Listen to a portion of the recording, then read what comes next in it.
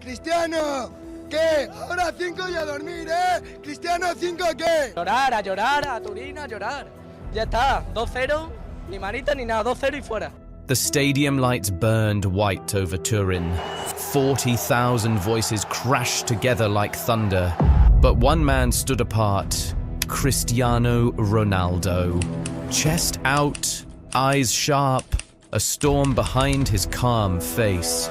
2 weeks earlier, Atletico Madrid had humiliated him because for them, Ronaldo wasn't just a rival, he was a curse.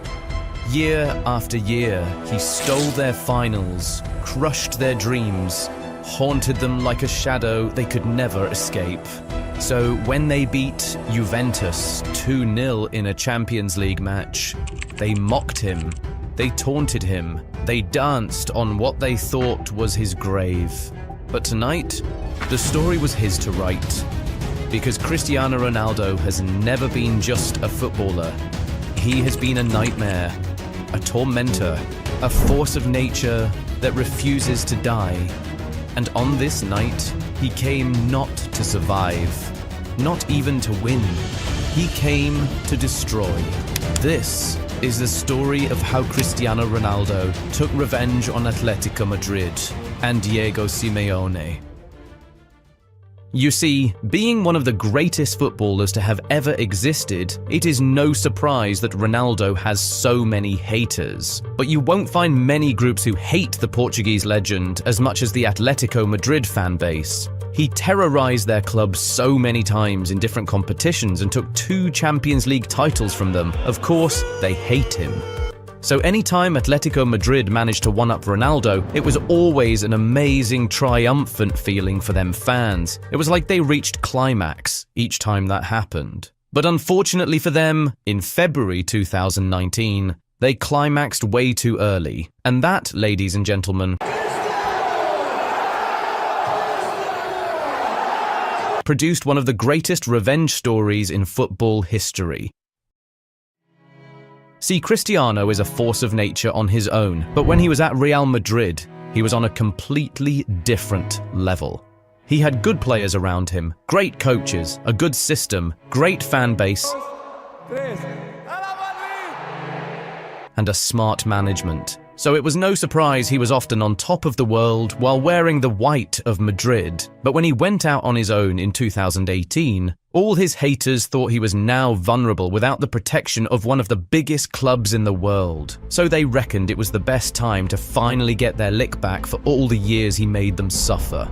And, as the gods of football would have it, in the first Champions League knockout stage in Ronaldo's first season after Real Madrid, he was drawn with one of the biggest enemies from his past, Atletico Madrid. They were a team which had been together for years and had progressively gotten better and stronger under the same management, so they were always going to be a real threat for absolutely any team at all. Of course, it was their goal to make it as far as they could in the UEFA Champions League. But beating Cristiano Ronaldo on the way was going to be the icing on the cake. It was the little extra motivation they needed to get it done. And well, they started the journey perfectly. The first leg was in Madrid, and it was very tight. This was a battle between 2 teams who were masters at defending. Juventus set up in a 4-3-3 formation, which sometimes had Dybala dropping down to the midfield. Meanwhile, Atletico set up in a 4-4-2 shape. So between the 2 teams, there was hardly any space at the center of the park. Cristiano Ronaldo was on fire that day, completing 7 dribbles, creating 2 chances, and winning 11 duels, but he was just unable to get a goal despite his 7 attempts. Eventually, it was Atletico who found a way through, scoring 2 goals from set pieces in a space of 5 minutes and taking a relatively significant advantage to the second leg. In fact, that night in Madrid, the Atletico supporters and players celebrated like the tie was over. But amidst all of the hullabaloo, someone took it too far. You see, VAR had not exactly been kind to Atletico Madrid in this game. The referee awarded them a penalty in the first half after Diego Costa went down in the box. But VAR said the contact happened outside the box and made the referee change the decision to a free kick. Then, in the 70th minute, Morata put the ball in the back of the net, but VAR called the referee to the pitch side monitor, and he ended up disallowing the goal for a nearly negligible push on Chiellini.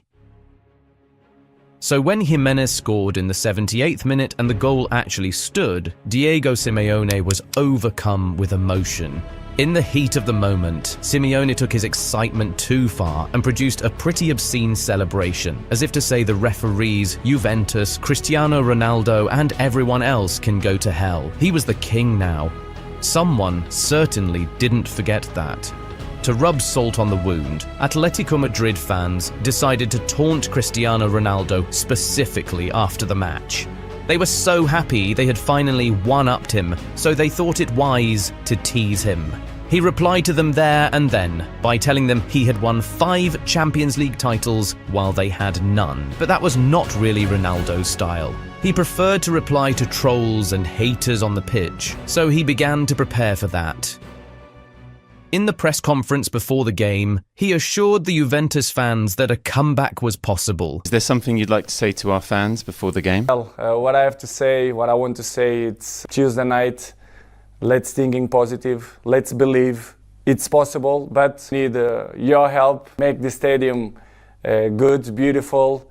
Be everything together, everyone together, and we need your help. He urged them to believe and to do their part by making the stadium beautiful and lively. But Atletico Madrid weren't fazed. When they travelled to Turin with their 2-goal advantage, they were sure the game was going to be straightforward. And who can blame them? Coming into this game, Atletico Madrid had not conceded a single goal in the previous 5 games in all competitions. They had also kept 4 clean sheets in their previous 7 UEFA Champions League matches. On top of that, Juventus had never overturned a 2-goal first-leg deficit in UEFA Champions League history. So you could actually see where their confidence was coming from. There was just no way they could possibly throw away their 2-goal advantage and get knocked out by Juventus of all teams. No way. But a certain Portuguese had other ideas that night.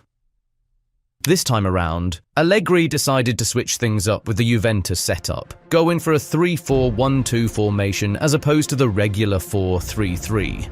Diego Simeone, meanwhile, seeing as the 4-4-2 had worked in the first game, decided to stick with it. The game started with Juventus on the front foot, as expected, and they even managed to put the ball in the back of the net as early as the 4th minute. But Chiellini's goal was disallowed because Ronaldo was judged to have fouled Jan Oblak.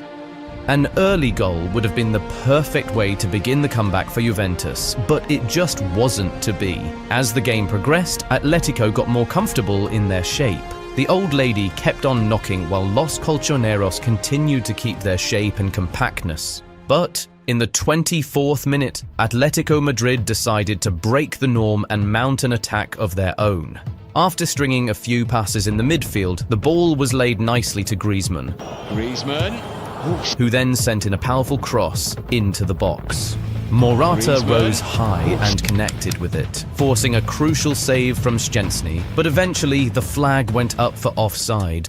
A couple minutes later, Juventus were back on the front foot. In the 27th minute, Morata misplaced a headed pass in the midfield which fell very kindly for Emre Can. He quickly passed the ball to Federico Bernardeschi, who carried the ball into the left side of attack, and then sent in a brilliant cross into the Atletico box. Guess who was there? Of course it was Cristiano Ronaldo. He came from behind Juanfran and with a huge leap and some impressive flexibility.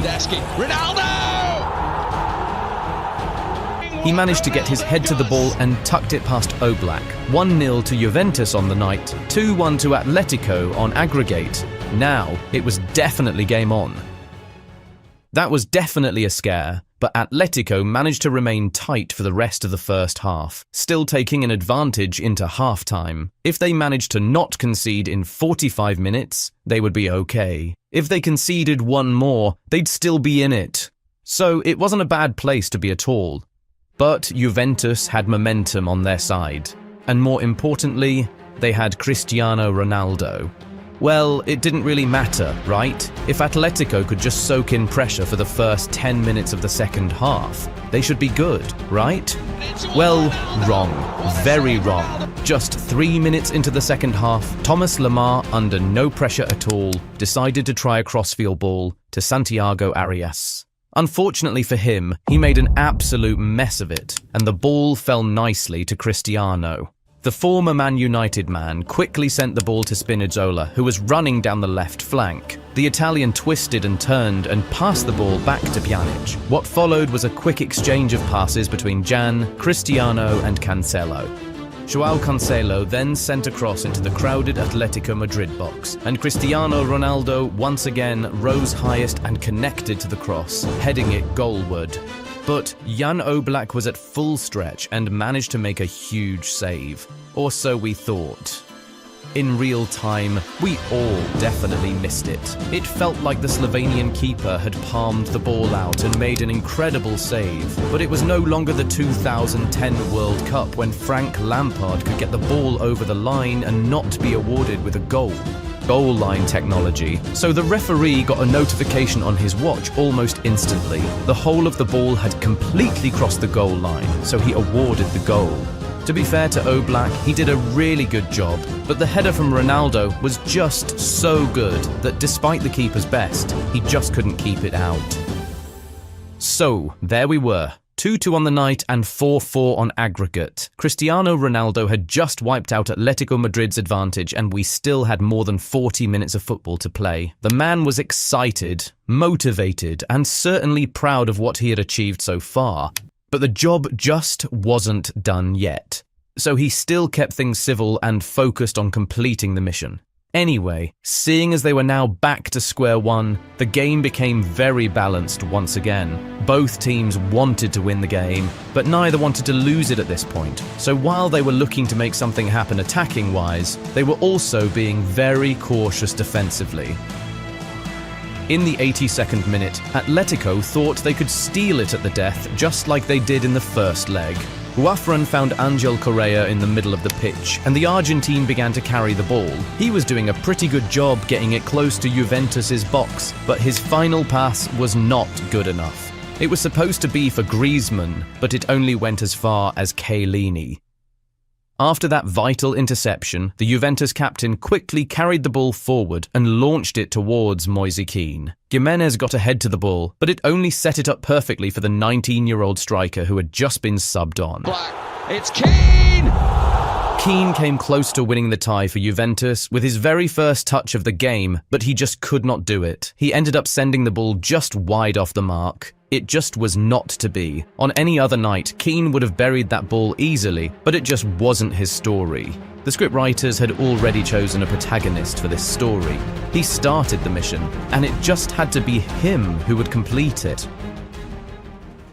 But for now, Atletico Madrid fans and players collectively heaved a very huge sigh of relief. We were now in critical territory. The next goal was surely going to win the game, and the next mistake was almost certainly going to be very costly. No one wanted to be the one to make that mistake, but it so happened to be Correa's lot that night. He had chased Bernardeschi from the halfway line all the way into the Atletico Madrid box, and when the Italian went down in the penalty area, the referee wasted no time to point to the spot.